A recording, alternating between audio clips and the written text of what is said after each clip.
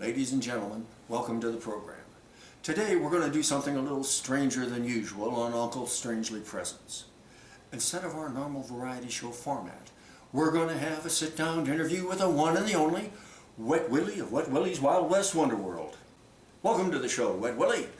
We've known each other for quite a while now, and it's great to finally get you here. I'm happy to be here, U.S. I've had you on my program a few times, and I'm glad to be able to reciprocate. So how are things over at the Wild West Wonder World? Well, in a lot of ways, things couldn't be better. Your album, Wow, is shooting through the roof. And I'm still taking orders on the Fakirs. Sounds like everything is going great. Not quite everything, U.S. I've been getting a lot of static from the PDL lately.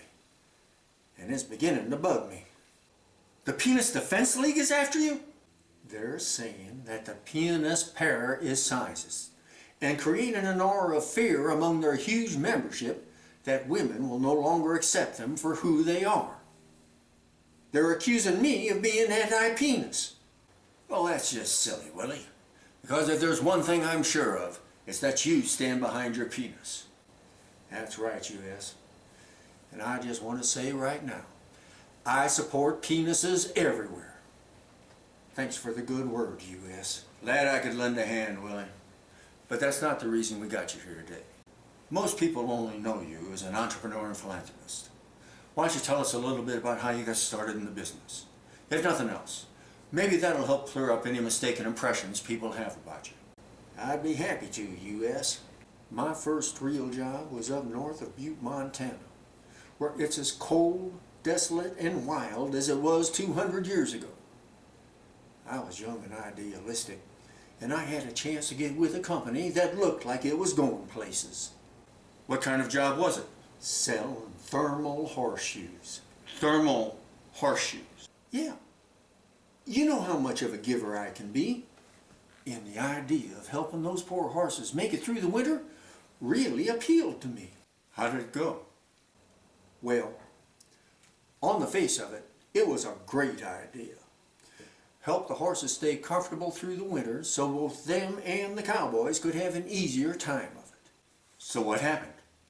Unfortunately, this was before miniaturization made such a revolution in technology. And the only way we could heat those horseshoes was by using a 12-volt car battery and running the cable directly from the battery to the horse's hooves.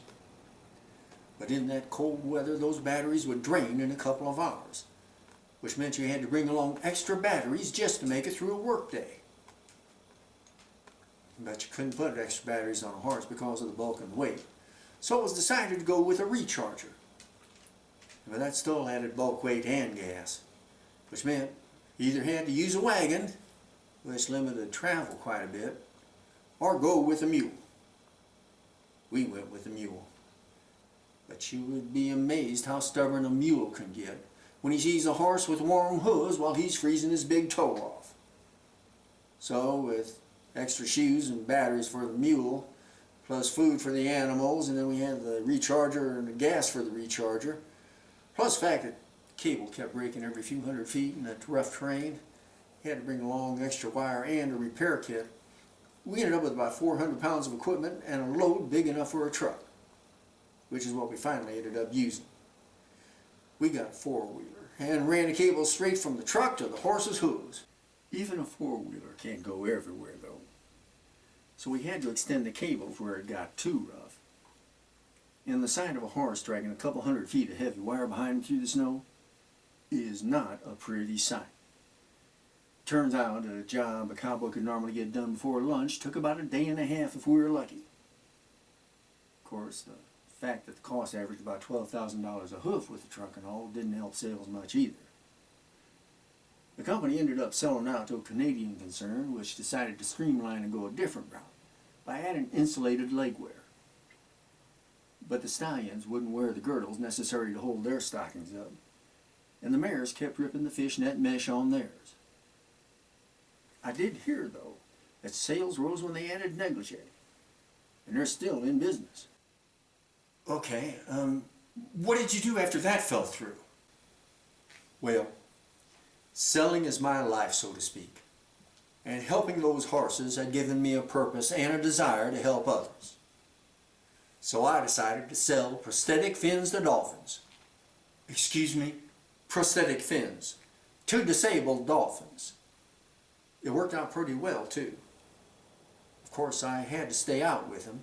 Out. At sea. On the ocean. They really don't have any sense of money and can only pay in fish. So I had to stay out with them to bring a catch back. Other than that, though, it worked out great.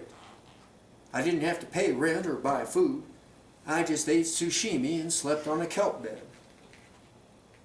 In fact, that's how I got the money to start up www.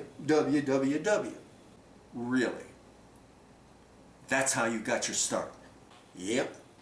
And I haven't looked back since. Service with a purpose. Sales with meaning.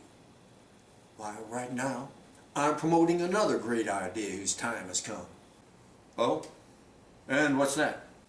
I've obtained the distributor's license to a brand new product called the Squat and Dump. When we sit on a normal toilet, we compress the spine and we cause kinks in Willie! I didn't bring you here for a sales pitch. I know, U.S. I'm just trying to show how progressive I am. Is this because of your PNS problem? Yes, U.S., it is. It's got me down and I'm feeling mighty blue. How blue? Let me tell you. Is that my tallywhacker? No. It's my thud pucker. She said, "The coffee's poured and on the counter, the eggs are cooked, the bacon fried, the toast still warm with melting butter. Today's the day that our love died. No how and why, no need to wonder. It's because of all the lies and the sex doll in the closet that you masturbate inside." I said, "I know I've never been as handsome as in my memories, but I am cold and lonely even when you're next to me. So leave this house, the keys behind you, and when you walk out of that door, take that plastic dolly with you.